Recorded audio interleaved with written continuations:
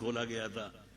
तो मैंने डॉक्टर साहब ने कहा कि 92 इसके टेस्ट हुए हैं, इतनी जांच मैंने करवाई मगर कुछ निकला नहीं एम्स में। उसने कहा, मैंने कहा एक जांच आप और करवा लेते, सीबीआई जांच, इसके बगैर मुसलमान क्या निकलता कुछ नहीं। लेकिन वो इस पे आमादा नहीं हुए। मैंने डॉक्टर साहब से कहा कि डॉक्टर साहब ये जो आप बार बार मेरा पैर खोलते हैं, इससे तो अच्छा कि चैन लगा दीजिए, जब भी चाहे खोल लीजिए, जब भी चाहे बंद कर दीजिए। 6 बार ये घुटना मेरा खोला गया है। तो मैं तो कोर्स में बाद में आया, मेरा घुटना एम्स के कोर्स में पहले आ गया कि 6 बार ये घुटना खोला गया। इतना आदी हो गया मैं कि अब मुझे कोई मतलब मैंने एक शेर भी पिछले दिनों कहा था कि मैं अपने आप को इतना समेट सकता हूं, कोई भी कब्र बना दे मैं लेट सकता हूं। तो तो हमने कहा ठीक। तो बैठे बैठे मैं एक दिन अस्पताल में गिन रहा था कि 31वीं बार मैं अस्पताल में दाखिल हुआ हूं। पूरी जिंदगी का जो जोड़ घटाव है। फिर मैंने सोचा 31 बार अस्पताल में, इतनी बार तो मैं ससुराल भी नहीं गया। हैरत अंगेज आप देख रहे हैं। लेकिन जो अल्लाह दिखाए, तो मैंने एक मतला मैंने कहा था, आप लोगों से शेयर करना चाहता हूं। इसमें है कर्व है, लेकिन मेरी आदत यह है कि जितना दर्द बढ़ता है मैं मुस्कुराता हूं। आप यही सोचेंगे ये 6 बार घुटना और ये सब, पर एक मतलब मैंने अस्पताल में, ये तो बार बार अस्पताल जाना अच्छा नहीं लगता है। दोस्त भी सोच रहे हैं बार बार परेशान कर रहा है, एक बार चला जाए। घर वालों को भी परेशान करना, सभी को, बीवी बच्चे सभी परेशान, पापा को ये हो गया, पापा को ये हो गया, अंकल को ये हो गया। तो मैंने कहा कि या अल्लाह, आपकी अगर सफर शुरू हो तो मैं सीधे घर से निकलूं और अपना कब्रिस्तान पहुंच जाऊं। ये बीच में जो अस्पताल आ जाता है ये ठीक नहीं है। माफ कर दीजिएगा करीमी साहब। मैंने कहा ये बार बार अस्पताल का आना ठीक नहीं है। तो मैंने एक शेर कहा, ऐसे उड़ूं कि जाल ना आए खुदा करे, ऐसे उड़ूं कि जाल ना आए खुदा करे, रास्ते में अस्पताल ना आए खुदा करे। ऐसे उड़ूं कि जाल ना आए खुदा करे, रास्ते में अस्पताल ना आए खुदा करे। तो हमने मतलब ये कहा कि हमसे मोहब्बत करने वाले रोते ही रह जाएंगे। सुनना शकील, हमसे मोहब्बत करने वाले रोते ही रह जाएंगे, हम जो किसी दिन सोए तो फिर सोते ही रह जाएंगे। हमसे मोहब्बत करने वाले रोते ही रह जाएंगे, हम जो किसी दिन सोए तो फिर सोते ही रह जाएंगे। एक मतलब ये कहा कि उनके होठों से मेरे हक में दुआ निकली है। सुनिएगा, उनके होठों से मेरे हक में दुआ निकली है, जब मर्ज फैल चुका है तो दवा निकली है। उनके होठों से मेरे हक में दुआ निकली है, जब मर्ज फैल चुका है तो दवा निकली है। जब मर्ज फैल चुका है तो दवा निकली है। एक ही झटके में ये हो गई टुकड़े टुकड़े, एक ही झटके में ये हो गई टुकड़े टुकड़े। कितनी कमजोर ये जंजीर वफा निकली है, कितनी कमजोर ये जंजीर वफा निकली है। ये सब शुरा बैठे हुए, एक शेर में पढ़ रहा हूं, देखिएगा अकील भाई, कितनी कमजोर ये जंजीर वफा निकली है। और शेर ये है कि इत्तेफाक इसको न कहिए कि बुरा लगता है, इत्तेफाक इसको न कहिए कि बुरा लगता है। जिस जगह बिछड़े थे हम, आज हिना निकली है। जिस जगह बिछड़े थे हम, आज हिना निकली है। जो शेर जहां से याद आ रहे हैं मैं अर्ज कर रहा हूं, समाज फरमाएं। आ कहीं मिलते हैं हम ताकि बहारें आ जाएं, आ कहीं मिलते हैं हम। वो जब बिहार में इलेक्शन हो रहा था तो बहुत से लोगों ने अवार्ड वापस किया, मैंने भी गुस्से में वापस कर दिया। तो उस पर बड़ी सब ले दे हुई, दुनिया भर का हंगामा।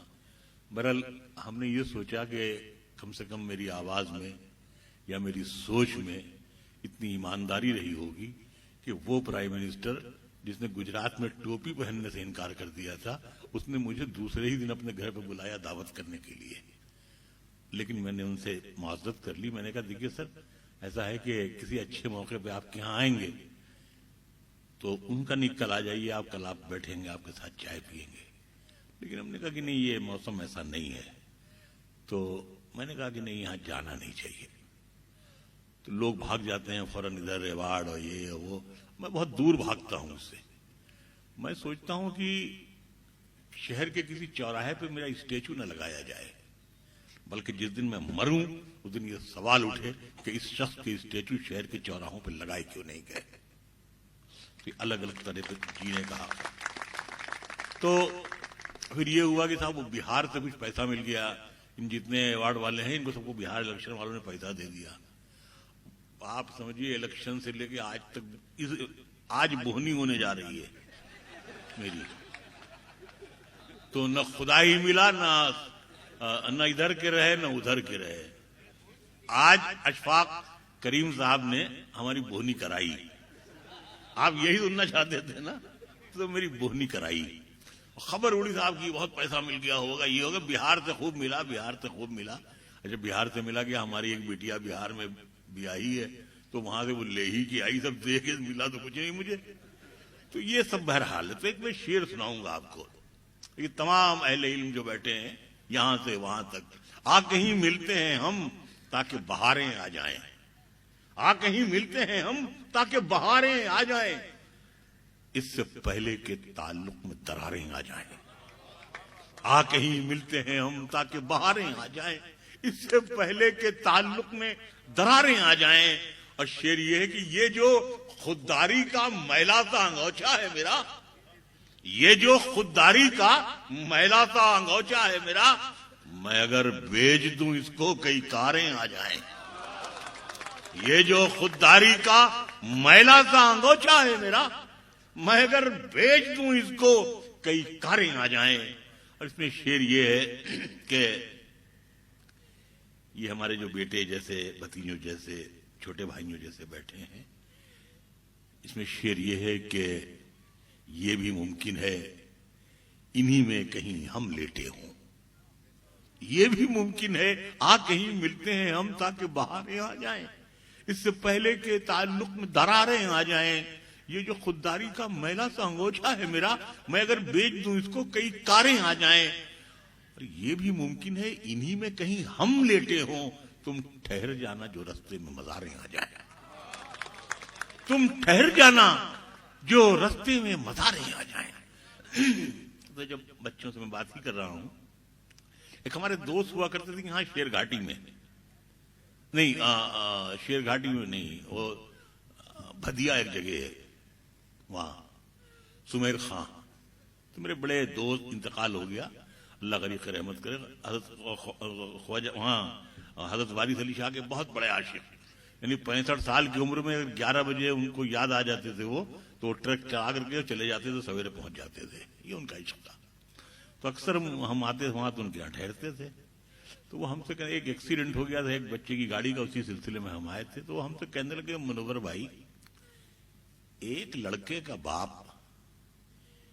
एक ट्रक का मालिक और एक घड़े की घड़ौची, आप लोगों ने, बच्चों ने तो घड़ौची देखी भी नहीं होगी, इस पर घड़े रखे जाते थे।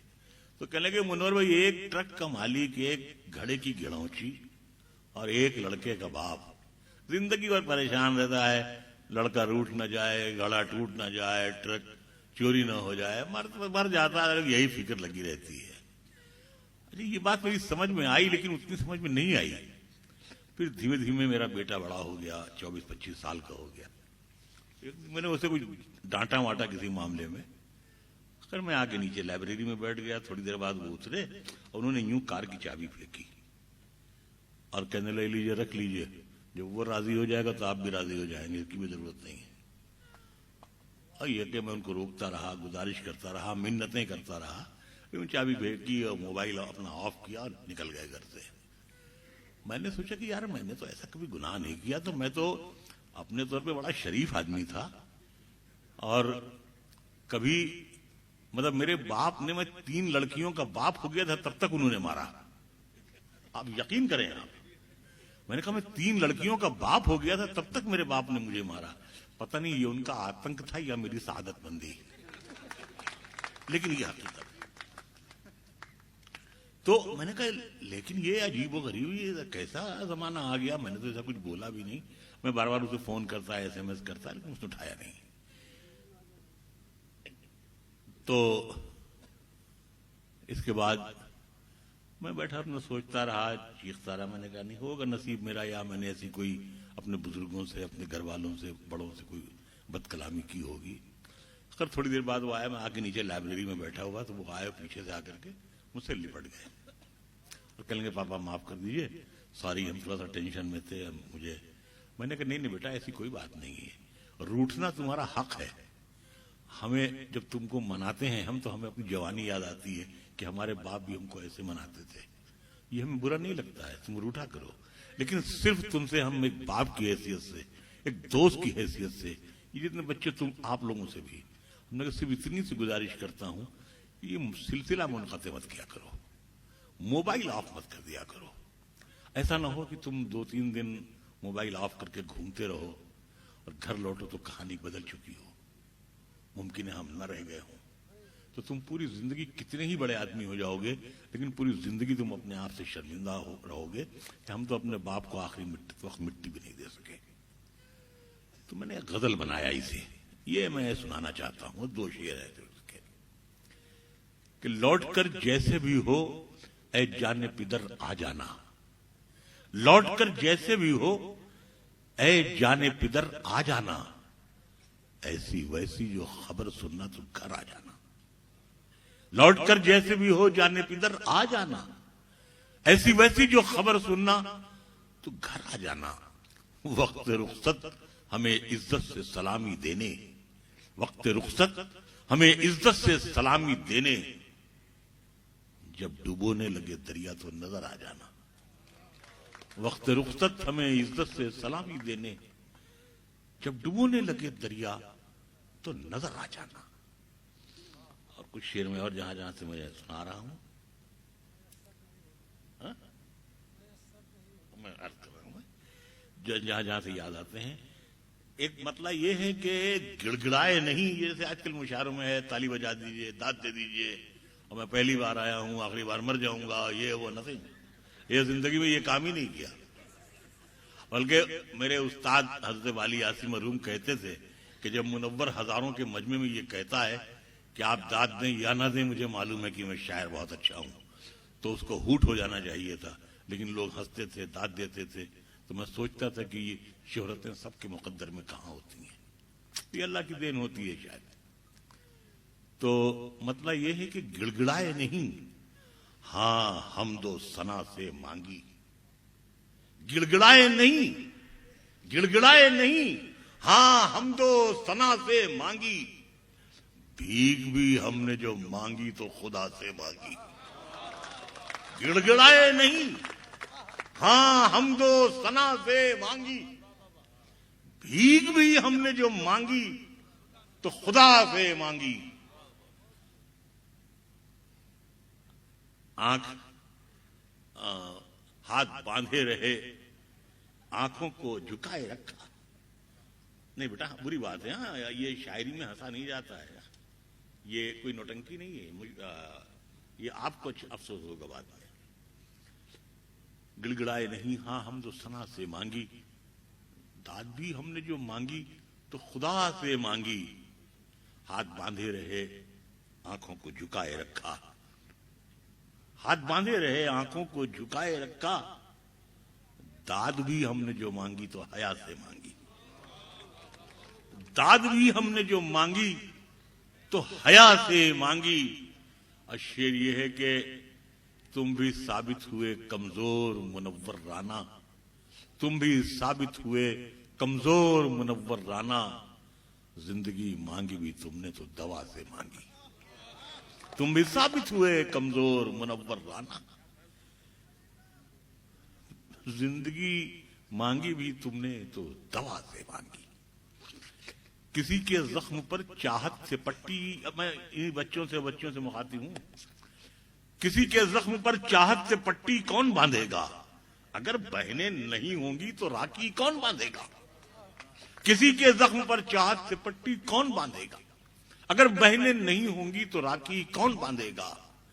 जहां लड़की की इज्जत लूटना एक खेल बन जाए, वहां पर एक कबूतर तेरे चिट्ठी कौन बांधेगा? जहां लड़की की इज्जत लूटना एक खेल बन जाए, वहां पर एक कबूतर तेरे चिट्ठी कौन बांधेगा? और ये बाजारे सियासत है, यहां खुददारियां कैसी। ये बाजारे सियासत है, यहां खुददारियां कैसी। सभी के हाथ में कासा है, मुट्ठी कौन बांधेगा? सभी के हाथ में कासा है, मुट्ठी कौन बांधेगा? और शेर इसमें यह है कि तुम्हारी महफिलों में हम बड़े बूढ़े जरूरी हैं। तुम्हारी महफिलों में हम बड़े बूढ़े जरूरी हैं। अगर हम ही नहीं होंगे तो पगड़ी कौन बांधेगा? तुम्हारी महफिलों में हम बड़े बूढ़े जरूरी हैं। अगर हम ही नहीं होंगे तो पगड़ी कौन बांधेगा? दरबार में जब ओहदों के लिए पैरों पे अना गिर जाती है, ये मैं बिहार में शेर पढ़ रहा हूं। दरबार में जब ओहदों के लिए पैरों पे अना गिर जाती है, कौमों के सर झुक जाते हैं, चकरा के हया गिर जाती है। दरबार में जब ओहदों के लिए, मुझे वो उत्तर प्रदेश में उर्दू एकेडमी का सदर बना दिया गया। 3 महीने तक मैं था। इसके बाद मैं उस कुर्सी पे नहीं बैठा जो, क्योंकि वो कुर्सी बेसिकली मुख्यमंत्री की होती है। तो मैं बराबर में मैंने कुर्सी डाली, मैं उसी पे बैठता था। मुझसे मीडिया ने पूछा कि साहब आप उस कुर्सी पे काहे नहीं बैठते? तो मैंने कहा ये मुख्यमंत्री की कुर्सी है, मुख्यमंत्री की कुर्सी मुझे अलॉट की गई है। लेकिन मैंने सोचा कि इस कुर्सी ने 19.5 बरस में किसी मुख्यमंत्री का मुंह ही नहीं देखा। तो जिस उर्दू एकेडमी की कुर्सी पर 19 बरस तक मुख्यमंत्री खुद आके नहीं बैठा हो, वहां हम उर्दू के हालात ठीक नहीं कर सकते हैं। इसलिए मैं इस कुर्सी पर यहां बैठता हूं। 3 महीने बाद मैंने छोड़ दिया। मैंने, मुझसे मीडिया ने भी पूछा कि साहब आपने इस्तीफा क्यों दे दिया? अम्मा मैंने कहा कौम ने बहुत दिन से इस्तीफा देखा ही नहीं था, खुशामद देख रही थी, तो मैंने दे दिया। मैंने कहा छोड़ो इसको, जहन्नम में जाए। तो दरबार में जब ओहदों के लिए पैरों पे अना गिर जाती है, कौमों के सर झुक जाते हैं, चकरा के हया गिर जाती है।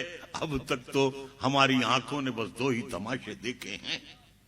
अब तक तो हमारी आंखों ने बस 2 ही तमाशे देखे हैं, या कौम के रहबर गिरते हैं या लोकसभा गिर जाती है। अब तक तो हमारी आंखों ने बस 2 ही तमाशे देखे हैं, या कौम के रहबर गिरते हैं या लोकसभा गिर जाती है। और एक शेर मैं आज सबसे शेयर करना चाहता हूं, खासतौर से अशफाक करीम साहब से, कि साहब वो हमारे यहाँ रायबरेली में एक रज्जन बाबू चेयरमैन हुआ करते थे। उनकी किराने की दुकान थी, बाद में चेयरमैन हो गया। मैं 6-7 बरस का था, तो मुझे वहां भेजा जाता जाके सामान लेके आओ। तो जब मैं सब सामान पैक करवा लेता था, तो मैं मुट्ठी मार के वो शक्कर रखी रहती थी बोरे में, वो भागता था। मीठे का मुझे बड़ा शौक था, उनका नौकर दौड़ाता मुझे। तो कुछ तो शक्कर ऐसे गिर जाती थी भागने में, कुछ वो मारता था 2-4 थप्पड़, उसमें गिर जाती थी। बहरहाल जितनी मिल जाती थी मैं उतनी फांक लेता था, लेकिन उतनी कभी शक्कर नसीब नहीं हुई जितनी मार खाई।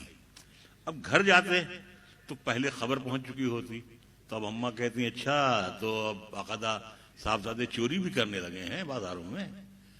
गरज की मैंने जिंदगी में कभी इतनी शक्कर नहीं खाई जितना नुकसान उठाया मैंने। इसे मैंने गजल बनाया है, देखें आप डॉक्टर साहब, देखें इस गजल को। मतलब हम इसकी शायरी के साइंटिस्ट कहलाते हैं, डॉक्टर वॉक्टर नहीं होते। देखिएगा इसमें, दरबार में जब ओहदों के लिए पैरों पे अना गिर जाती है, कौमों के सर झुक जाते हैं, चकरा के हया गिर जाती है। अब तक तो हमारी आंखों ने बस 2 ही तमाशे देखे हैं, या कौम के रहबर गिरते हैं या लोकसभा गिर जाती है। और पहले भी हथेली छोटी थी, अब भी ये हथेली छोटी है।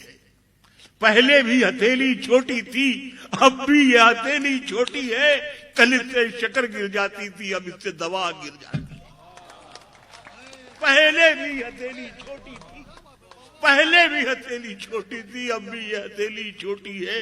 कल इससे शक्कर गिर जाती थी, अब इससे दवा गिर जाती। पहले भी हथेली छोटी थी, अब भी यह हथेली छोटी है, कल इससे शक्कर गिर जाती थी, अब इससे दवा गिर जाती है। वक्त का मुझे भी ख्याल रखना है, नहीं साल ये जितने शायर हैं ये सब जाके जादू टोना करवा देंगे मेरे खिलाफ कि मुझे सब प्यार से बाबा कहते हैं, बोले बाबा बड़ा झूठा है। तो अब मैं इख्तिसार से काम लेते हुए कुछ शेर मैं आपको सुना देता हूं, मुश्किल से 5-7 मिनट। अगर दौलत से ही सब कद का अंदाजा लगाते हैं, अगर दौलत से ही, सुल्तान में सुनाइएगा, अगर दौलत से ही सब कद का अंदाजा लगाते हैं तो फिर है मुफलिसी हम दांव पर कासा लगाते हैं। अगर दौलत से ही सब कद का अंदाजा लगाते हैं तो फिर है मुफलिसी हम दांव पर कासा लगाते हैं। और फिर ये शेर बच्चों के लिए है कि उन्हीं को सरबलंदी भी अता होती है दुनिया में जो अपने सर के नीचे हाथ का तकिया लगाते हैं। उन्हीं को सरबलंदी भी अता होती है दुनिया में जो अपने सर के नीचे हाथ का तकिया लगाते हैं। और शेर ये है कि ये खास तौर से ये हमारे सब बैठे हुए हैं अकलियत के खास लोग, कि हमारा सानेहा ये है कि हर दौरे हुकूमत में, हमारा सानेहा ये है, हमारा सानेहा ये है कि हर दौरे हुकूमत में शिकारी के लिए जंगल में हम हाका लगाते हैं। हमारा सानेहा ये है, हमारा सानेहा ये है कि हर दौरे हुकूमत में शिकारी के लिए जंगल में हम हाका लगाते हैं। और वो शायर हो कि आलिम हो कि ताजिर या लुटेरे हो, वो शायर हो कि आलिम हो कि ताजिर या लुटेरे हो, सियासत वो जुआ है जिसमें सब पैसा लगाते हैं। वो शायर हो कि आलिम हो कि ताजिर या लुटेरे हो, सियासत वो जुआ है जिसमें सब पैसा लगाते हैं। और उगा रखे हैं जंगल नफरतों के सारी बस्ती में, उगा रखे हैं जंगल नफरतों के सारी बस्ती में, मगर कमरे में मीठी नीम का पौधा लगाते हैं। उगा रखे हैं जंगल नफरतों के सारी बस्ती में, मगर कमरे में मीठी नीम का पौधा लगाते हैं। और ये शेर मैं बड़ी मुआज़्ज़त के साथ कि गजल की सल्तनत पर आज तक कब्जा हमारा है, गजल की सल्तनत पर आज तक कब्जा हमारा है, हम अपने नाम के आगे अभी राना लगाते हैं। गजल की सल्तनत पर आज तक कब्जा हमारा है। एक खबर और याद आ रही है कि सारी दुनिया में कलमकारों की, सारी दुनिया में सारी दुनिया में कलमकारों की, सारी दुनिया में कलमकारों की इज्जत गिर जाए, मैं कलम रख दूं तो अल्फाज की सेहत गिर जाए। सारी दुनिया में कलमकारों की इज्जत गिर जाए, मैं कलम रख दूं तो अल्फाज की सेहत गिर जाए।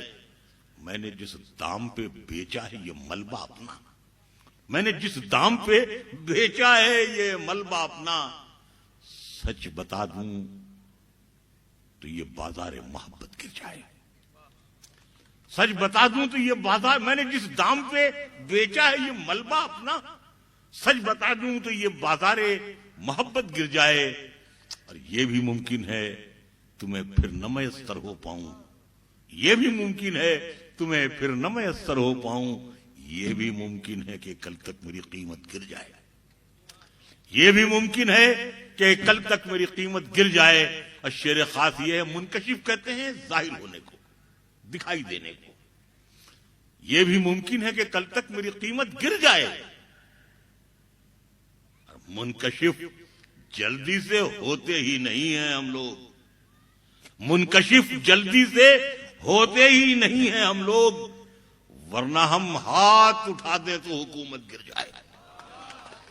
मुनकशिफ जल्दी से होते ही नहीं है हम लोग, वरना हम हाथ उठा दें तो हुकूमत गिर जाए।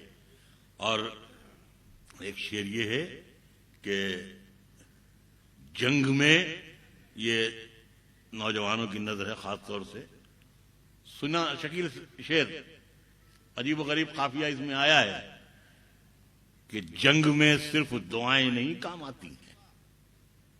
वो मेरी पूरी कौम कोसने पे लग गई, अल्लाह करे वो मर जाए, अल्लाह करे वो मर जाए, अल्लाह करे गिर जाए, ये नहीं, जंग में सिर्फ दुआएं नहीं काम आती हैं।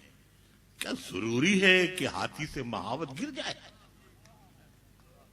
जंग में सिर्फ दुआएं नहीं काम आती हैं।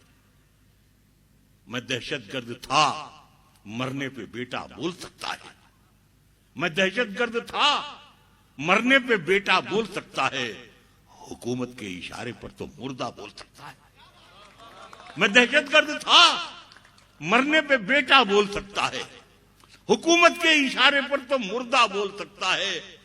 और शेर ये है कि हुकूमत की तवज्जो चाहती है ये, हुकूमत की तवज्जो चाहती है ये जली बस्ती। हुकूमत की तवज्जो चाहती है ये जली बस्ती। अदालत पूछना चाहे तो मलबा बोल सकता है। अदालत पूछना चाहे तो मलबा बोल सकता है।